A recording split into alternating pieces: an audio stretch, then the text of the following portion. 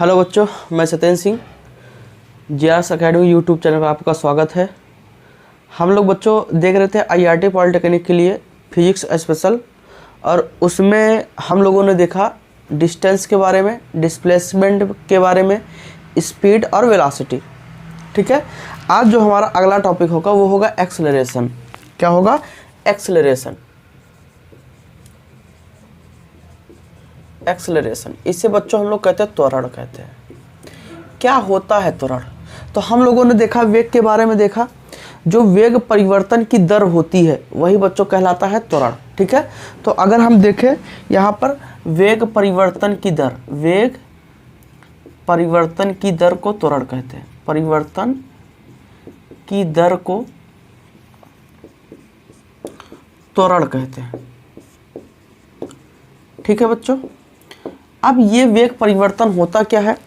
जैसे मान लो हमने कहा कि आप यहाँ पर हो, पॉइंट ए पर हो, और यहाँ पर वेग आपका कितना है? 5 मीटर पर सेकंड है।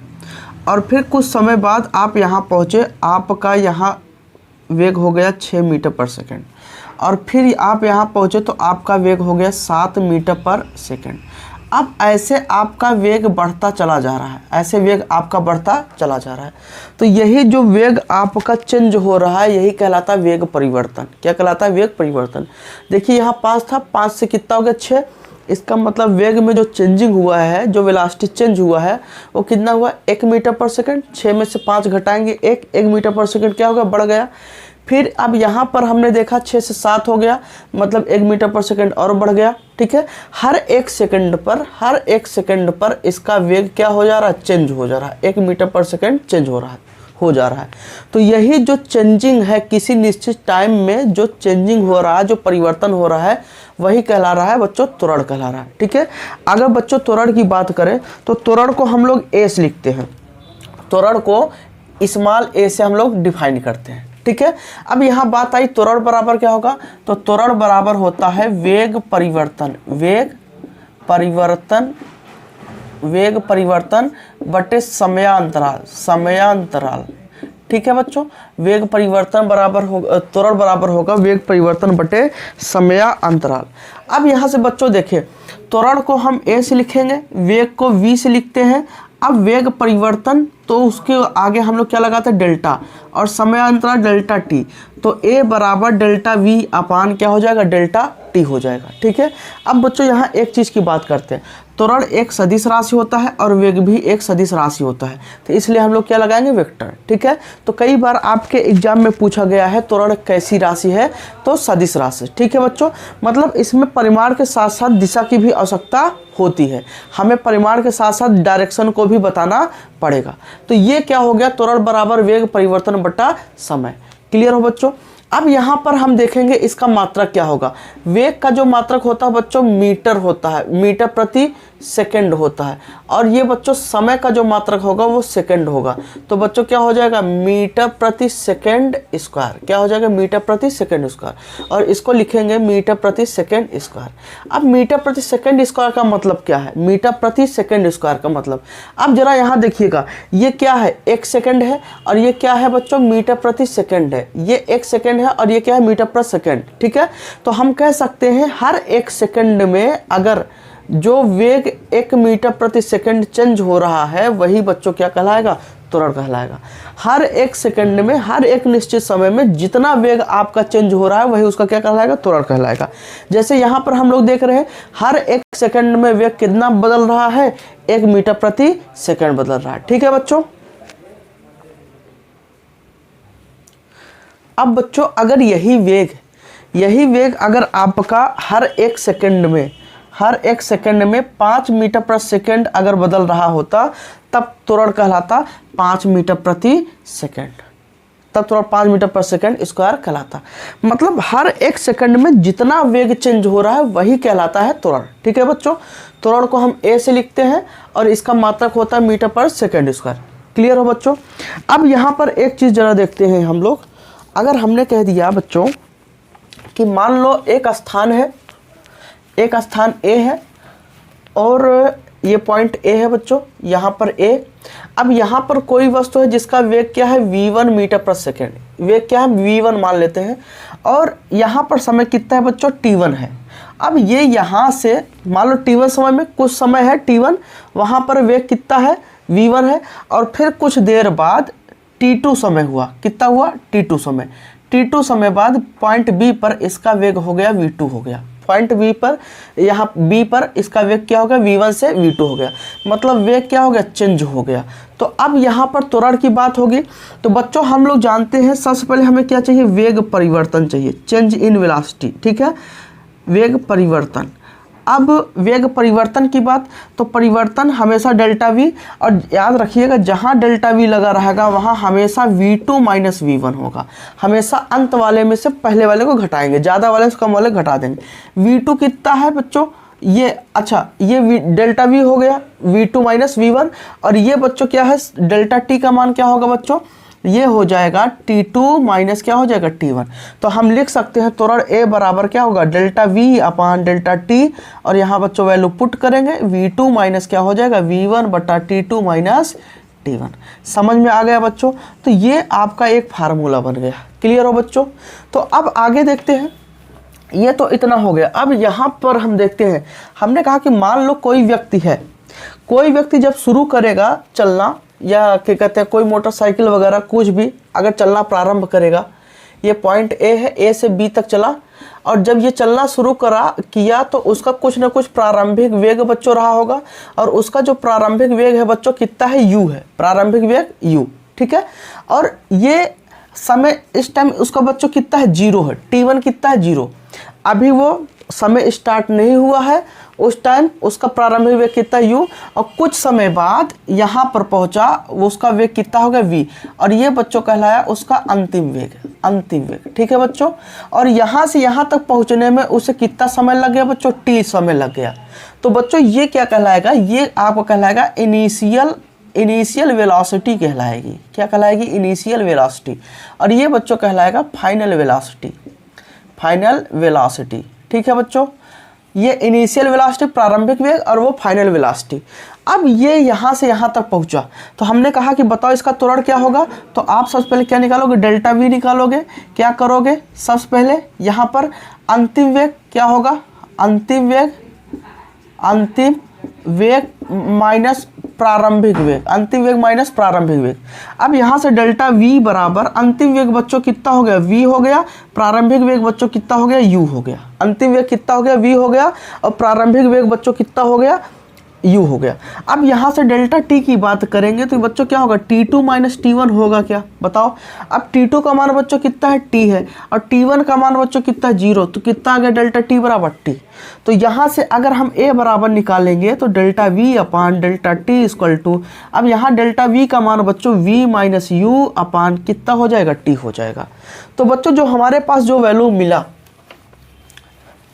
जो हमारे पास यहाँ पर वैल्यू मिला वो बच्चों क्या मिला, a बराबर v माइनस u बटा क्या हो गया t।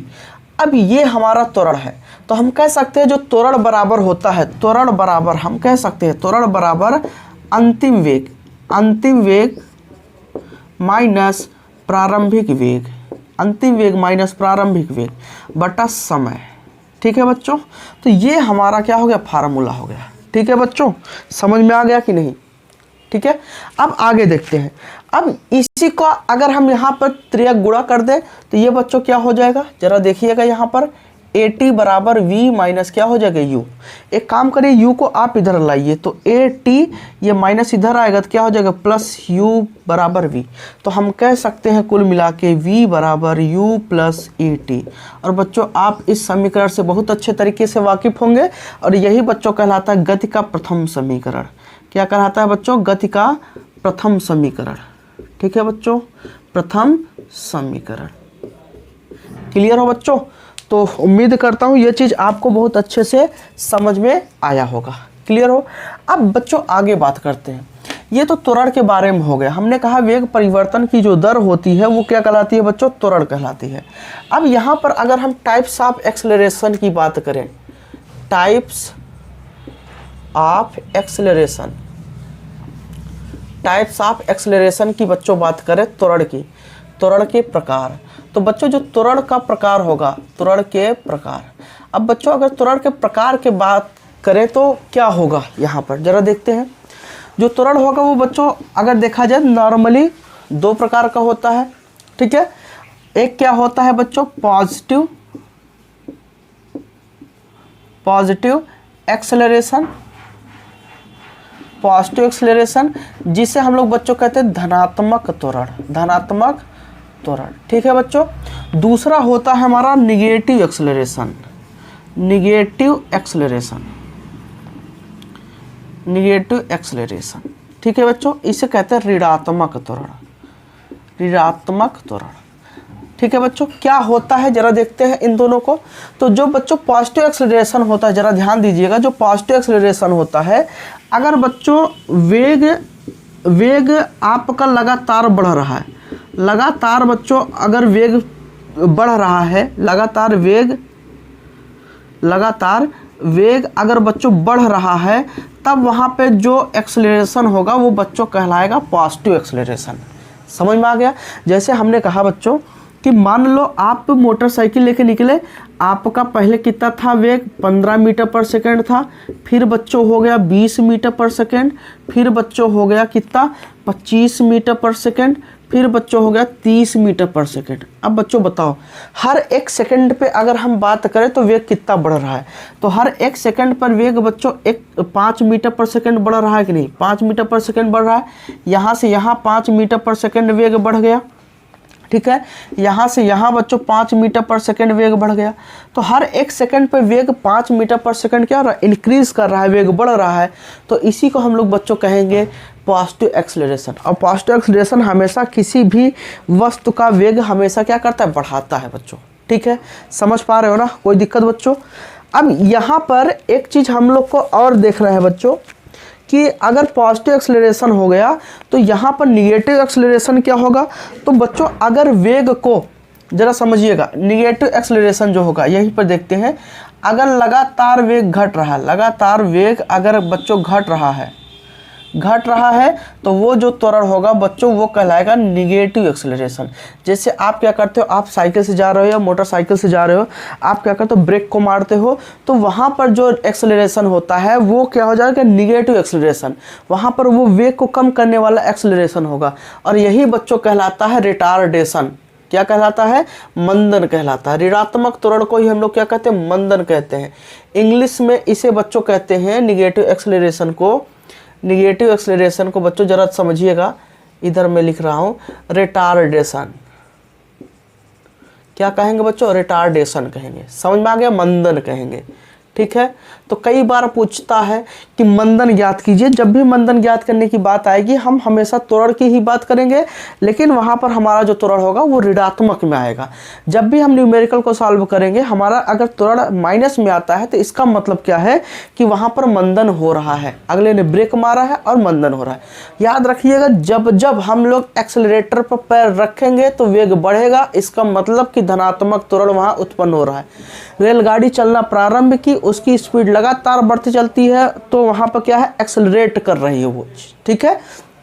और क्या कहते हैं, फिर अगर क्या कहते हैं बच्चों जरा समझिएगा, अगर क्या कहते हैं हम किसी वस्तु को रेलगाड़ी चल रही है और उस पर ब्रेक मार दिया तो उसका वेग कम होने लगा, इसका मतलब कि वहाँ पर मंदन हो रहा है। अच्छा, इन दोनों चीज़ों के अलावा एक और चीज़ है। एक और क्या चीज़ है कि क्या कहते हैं, जो हमने कहा कि त्वरण दो प्रकार का होता है। अगर देखा जाए तो त्वरण आपका और दो टाइप्स हम लोग देख सकते हैं। वो है बच्चों यूनिफॉर्म एक्सेलरेशन। यूनिफॉर्म एक्सेलरेशन बच्चों क्या होता है, इसे हम लोग कहते हैं एक समान त्वरण। क्या कहेंगे, एक समान त्वरण। इसे हम बच्चों कहेंगे अगर समान समय में समान वेग परिवर्तन हो रहा हो, समान वेग परिवर्तित हो रहा हो, तो तो उसे एक समान त्वरण कहते हैं, एक समान त्वरण कहते हैं। ठीक है बच्चों, ठीक है। अब ये बच्चों जरा देखिए, यहाँ पर समान समय में समान वेग परिवर्तित हो रहा है। पहले 15 था, फिर 20 हुआ, फिर 25 हुआ, फिर 30 हुआ, 35 हुआ। हर एक सेकंड पे 5 मीटर पर सेकंड वेग उसका क्या हो जा रहा है, बढ़ जा रहा है। तो ये बच्चों क्या है, यूनिफॉर्म एक्सेलरेशन है। ठीक है, कोई दिक्कत बच्चों नहीं ना। अच्छा, एक नॉन यूनिफॉर्म होता है, non uniform acceleration, non uniform acceleration. इसे बच्चों कहेंगे असमान त्वरण, असमान त्वरण। ठीक है, असमान त्वरण का बच्चों मतलब क्या है कि अगर समान समय में जरा देखिएगा, समान समय में समान वेग, समान समय में असमान वेग परिवर्तित हो रहा हो, समान समय में असमान वेग परिवर्तित हो रहा हो, वेग परिवर्तित हो रहा हो तो बच्चों उसे कहेंगे असमान त्वरण कहेंगे, तो उसे असमान त्वरण कहते हैं। ठीक है बच्चों, तो उसे हम क्या कहेंगे, असमान त्वरण कहेंगे। क्लियर हो बच्चों। तो ये इतना चीज क्या कहते हैं, जैसे अब हमने कहा कि मान लो आप छत पर से आपने एक वस्तु को गिरा दिया। जब आपने छत पर से एक वस्तु को गिरा दिया तो वहां पर क्या उत्पन्न होगा, त्वरण उत्पन्न होगा। और वो जो बच्चों त्वरण होगा वो कहलाएगा आपका एक समान त्वरण। ठीक है, क्यों, क्योंकि जब कोई वस्तु नीचे गिरती है तो क्या लगता है, जी लगता है, जी 9.8 मीटर पर सेकेंड स्क्वायर। इसका मतलब कि जब कोई वस्तु नीचे गिरती है तो हर एक सेकंड पे उसका वेग 9.8 मीटर पर सेकंड क्या हो जाता है, इंक्रीज करता जाता है। और आप जानते हो किसी वस्तु को अगर हम नीचे गिरा दें तो उसका लगातार जो वेग होता है वो बढ़ता जाता है। ठीक है बच्चों, अब एक बात और करते हैं त्वरण के बारे में ही। अब बच्चों जैसे हम लोग अगर हम मोशन करें, अगर हम लोग गति करें तो कितने प्रकार से बच्चों गति करेंगे, अगर हम लोग गति करें। ठीक है, या कोई वस्तु हम लोग अगर गति कराएं तो कितने प्रकार से, 2 ही प्रकार से। क्योंकि हमारा जो सरफेस है, जो तल है वो 2 है, एक हॉरिजॉन्टल प्लेन है और एक क्या है, वर्टिकल प्लेन। एक बच्चों क्या है, हॉरिजॉन्टल प्लेन है, हॉरिजॉन्टल प्लेन है जिसे बच्चों हम लोग कहते हैं क्षैतिज तल। क्या कहेंगे, क्षैतिज तल। ठीक है बच्चों, क्षैतिज तल। हम लोग का 2 तल में चलना संभव है, क्या कहते हैं, एक क्षैतिज तल और एक बच्चों होगा वर्टिकल प्लेन, वर्टिकल प्लेन। इसे बच्चों कहेंगे ऊर्ध्वाधर, ऊर्ध्वाधर तल। ठीक है बच्चों। अब बच्चों ये क्षैतिज तल क्या होता है, अगर पृथ्वी तल के समांतर तल हो, पृथ्वी तल के समांतर तल हो, तल के समांतर तल को क्षैतिज तल कहते हैं। ठीक है बच्चों, क्षैतिज तल कहते हैं। जैसे हम लोग खड़े हैं, हम लोग जब भी चलते हैं पृथ्वी तल के समांतर, जैसे ये आपका प्लेन है, ये क्या है बच्चों, पृथ्वी। ठीक है, ये पृथ्वी है और इसी पृथ्वी पे हम लोग क्या करते हैं, इसी पृथ्वी के समांतर इस तल पर हम लोग क्या करते हैं बच्चों, ऐसे चलते हैं इस पर, तो ये बच्चों कहलाएगा, ये क्षैतिज तल कहलाएगा। ठीक है, ऊर्ध्वातल बच्चों क्या होगा, पृथ्वी तल के लंबवत, पृथ्वी तल के लंबवत तल को, लंबवत तल को ऊर्ध्वाधर तल कहते हैं, ऊर्ध्वाधर तल कहते हैं। ठीक है बच्चों, ऊर्ध्वाधर तल कहते हैं। अब ऊर्ध्वाधर तल मतलब ये बच्चों क्या हो गया, ये पृथ्वी हो गई। अब इसके परपेंडिकुलर लंबवत अगर हम इस तल पर अगर हम ऐसे गति करें तो उसे हम लोग कहेंगे वर्टिकल प्लेन। ठीक है, अगर पैरेलल गति करें तो उसे क्या कहेंगे, क्षैतिज प्लेन। ठीक है, तो अगर हमारे पास 2 तल है तो 2 तल में 2 मोशन संभव है। एक बच्चों हम लोग कहेंगे हॉरिजॉन्टल मोशन, हॉरिजॉन्टल मोशन मतलब हम लोग क्षैतिज गति करेंगे। क्या करेंगे, क्षैतिज गति करेंगे, क्षैतिज गति करेंगे। और दूसरा है बच्चों वर्टिकल मोशन, वर्टिकल मोशन। ठीक है बच्चों, वर्टिकल मोशन ऊर्ध्वाधर हम लोग गति करेंगे, एक क्षैतिज गति करेंगे हम लोग और एक ऊर्ध्वाधर गति करेंगे। अब बच्चों अगर हम लोग क्षैतिज गति करते हैं या ऊर्ध्वाधर गति करते हैं तो दो के दोनों में बच्चों क्या आएगा, स्पीड या वेलोसिटी आएगी। ठीक है, अगर डायरेक्शन हमारा क्लियर है तो वेलोसिटी आएगी। अगर हम लोग क्षैतिज गति कर रहे हैं तो क्षैतिज जैसे हम लोग चलते हैं, हम लोग मोटरसाइकिल चलाते हैं, प्लेन चलाते हैं, ट्रेन चलाते हैं, मोटरसाइकिल चलाते हैं, साइकिल चलाते हैं, आप पैदल चलते हो, तो ये सब क्या है, क्षैतिज गति है। क्या है, क्षैतिज गति है। और वर्टिकल मोशन क्या है बच्चों, ऊर्ध्वाधर गति क्या है, जब हम किसी वस्तु को ऊपर की ओर फेंकते हैं या नीचे गिरा देते हैं तो वो बच्चों क्या है, वर्टिकल मोशन। क्लियर हो।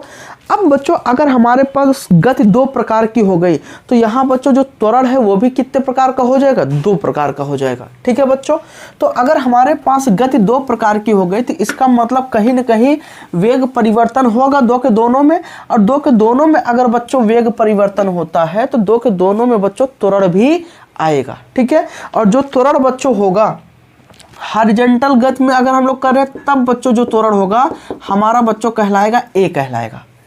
ठीक है, ए कहलाएगा। और अगर हम लोग बच्चों ऊर्ध्वाधर गति कर रहे हैं तब जो हमारा त्वरण होगा बच्चों वो जी कहलाएगा, गुरुत्वीय त्वरण। क्लियर हो बच्चों। तो जब हम क्षैतिज गति करते हैं तब हमारा एक्सेलरेशन ए होता है, जब हम वर्टिकल गति करते हैं, मोशन करते हैं, तब हमारा एक्सेलरेशन जी होता है।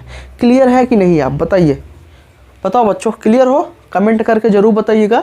तो ये बच्चों त्वरण के बारे में था। क्लियर हो। तो इस पार्ट के लिए इतना ही, अगले पार्ट में हम लोग देखेंगे गति का समीकरण। ठीक है बच्चों, तो चैनल अगर आपने नहीं सब्सक्राइब किया है तो जरूर कर लें और अपने दोस्तों में शेयर करें कि कहते हैं लिंक को। और बच्चों ज़्यादा से ज़्यादा आप अपने दोस्तों को बताइए और अच्छे से तैयारी कीजिए। अब मैं रेगुलर हो गया हूँ बच्चों के कहते हैं, थोड़ा बीच में समय नहीं दे पाया, लेकिन अब मैं रेगुलर बराबर आपका क्लास लूँगा और अच्छे से आप तैयारी कीजिए। अब पूरा सिलेबस हम लोग न्यूमेरिकल के साथ कंप्लीट करेंगे। ठीक है बच्चों, थैंक यू।